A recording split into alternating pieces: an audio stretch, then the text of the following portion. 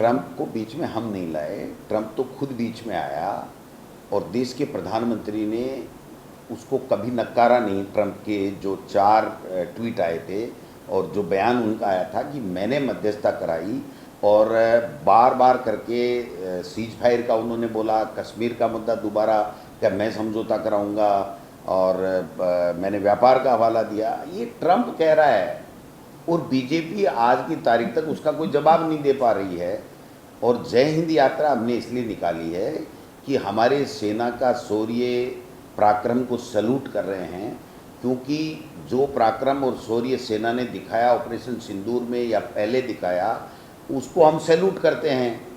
और सेना के हाथ किसने बांधे? यही देश के प्रधानमंत्री जी कह रहे थे कि मनमोहन सिंह जी ने सेना के हाथ बांध रखे थे और पाकिस्तान को लव लेटर लिखते थे, अमेरिका में जाके कहते थे हमको मारा हमको मारा हमको मारा। तो वही देश के प्रधानमंत्री हैं जिनके बयान ये आते थे। और अभी लोकसभा के अंदर प्रधानमंत्री ने, गृह मंत्री ने और रक्षा मंत्री राजनाथ सिंह जी ने कहा कि पीओके हम लेके रहेंगे, हमारा पीओके है और हम लेकर के रहेंगे, भारत का अभिन्न अंग है वो। तो फिर ये सीज फायर क्यों किया?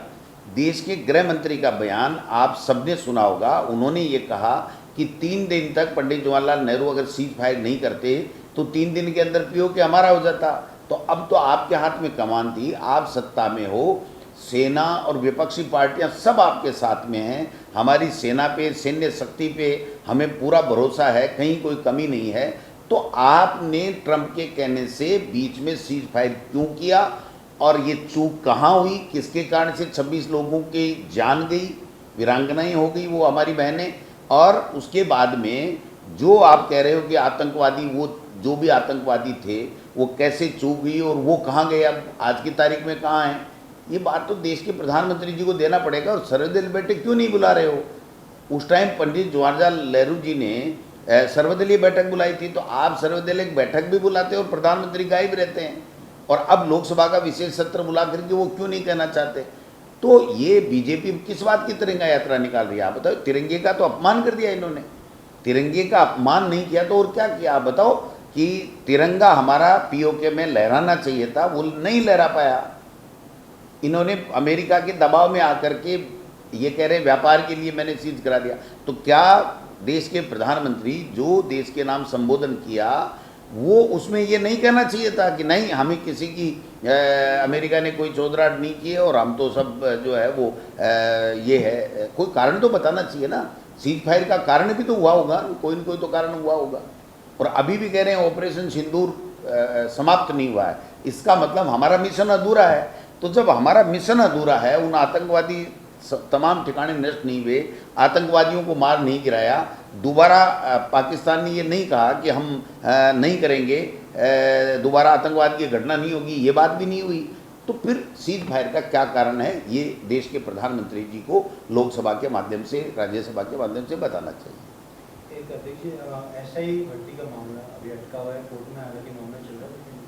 देखिए, ऐसा ही भर्ती हो चाहे पेपर लीक का अनर्गल आरोप लगाते हुए भारतीय जनता पार्टी ने ये सत्ता लूट ली और उसमें देश के प्रधानमंत्री भी शामिल हो गए। प्रधानमंत्री होकर के इतनी झूठी बातें कह गए कि साहब ये पेपर लीक हो रहा है, पेपर लीक हो रहा है। तो मैं पूछना चाहता हूँ, उस पेपर लीक की आप सीबीआई जांच क्यों नहीं करवा रहे हो? आपने कोर्ट में क्यों लिख के दिया कि हम अब सीबीआई जांच नहीं चाहते? इसका मतलब आपने जो जांच करनी थी वो सारी जांचें हो गई, तो उस जांच का नतीजा क्या निकला वो बताना चाहिए। और ऐसा ही भर्ती में 12 महीने बाद में भी अगर आप 1.5 साल बाद में भी कोई डिसीजन नहीं ले पा रहे हो, पहले कहते हैं एक माहौल बना दिया, 400 लोग फर्जी हैं, 500 लोग फर्जी थानेदार बन गए, ये हो गया वो हो गया, और वाई लूटते रहे, मगरमच्छ पकड़ेंगे, भाषण देते रहे। 12 महीने आपने मौज मस्ती में गंवा दिए, हेलीकॉप्टरों में घूमते रहे, कांग्रेस को गाली देते रहे, कांग्रेस के नेताओं को गाली देते रहे। आज आप बताइए कि आप ऐसा ही भर्ती निरस्त कर रहे हो या इनको नियुक्ति दे रहे हो जो 2 साल ट्रेनिंग से? कितना खर्चा लग गया सरकार का, आप बताओ। अगर ये 12 महीने पहले निर्णय कर देते तो इन एसआई के ऊपर, ट्रेनिंग के ऊपर, इनकी तनख्वाह का कितना खर्चा लग गया। और आज भी कोई निर्णय क्यों नहीं ले रहे हैं? हाईकोर्ट बार बार कह रहा है, उसके बावजूद भी ये निर्णय नहीं बता रहे। आज जो सुनने में आ रहा है, कल हाईकोर्ट में सरकार ने कहा है 50-55 लोग ही हैं, तो आप 900 1000 में से 50-55 लोग हैं, तो फिर आप क्या निर्णय लोगे? तो आपने पहले जो बोला 400-500 सारे फर्जी हो गए, आपके मंत्रियों ने बोला, उसका क्या हुआ? वो सही है या आज की बात सही है? तो मैं समझता हूँ कि ये खुद पर्चियों से बने हैं और इसलिए जब तक दिल्ली से पर्ची नहीं आएगी ये कोई काम नहीं कर पाएंगे। पूरी तरीके से माफिया हावी हैं, रोजाना आए दिन मारपीट हो रही है, उल्टा लटका लटका के मार रहे हैं, इनको कोई परवाह नहीं है। बजरी माफिया पुलिस की पिटाई कर रहे हैं, इनको कोई परवाह नहीं है। भू माफिया, लैंड माफिया पूरी तरीके से ज़मीनों पे कब्जे कर रहा है। ब्यूरोक्रेसी पूरी की पूरी बेलगाम होती जा रही है, इनकी कोई मानता नहीं है। मंत्री जिलों में नहीं जा रहे हैं, पीने का पानी नहीं मिल रहा है, बिजली नहीं आ रही है। ये स्थितियां जो बनी हुई हैं इस प्रदेश में, ये बहुत ही खतरनाक है। लोकतंत्र कमज़ोर हो रहा है, हमारा प्रजातंत्र कमज़ोर हो रहा है और प्रदेश में हाहाकार मचा हुआ है कि भाई हमारी सुनने वाला ही कोई नहीं है।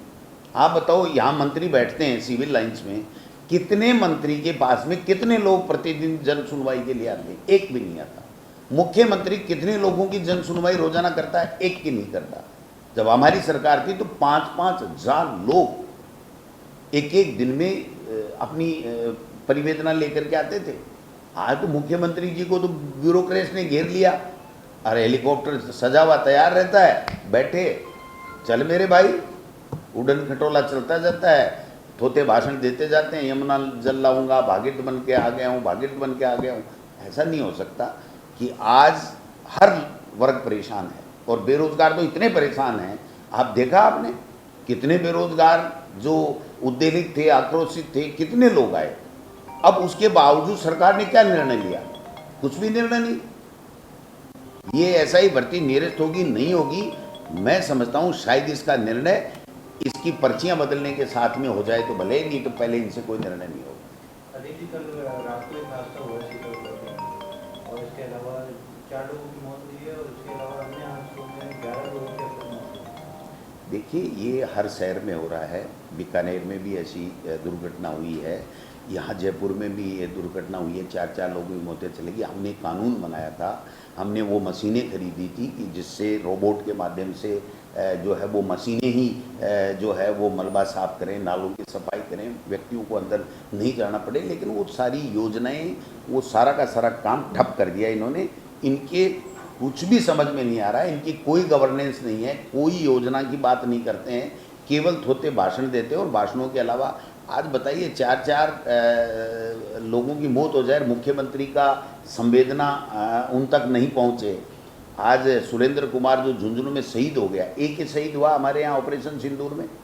हाँ, देश के प्रधानमंत्री जी कितना वाई लेने के लिए घूम रहे हैं।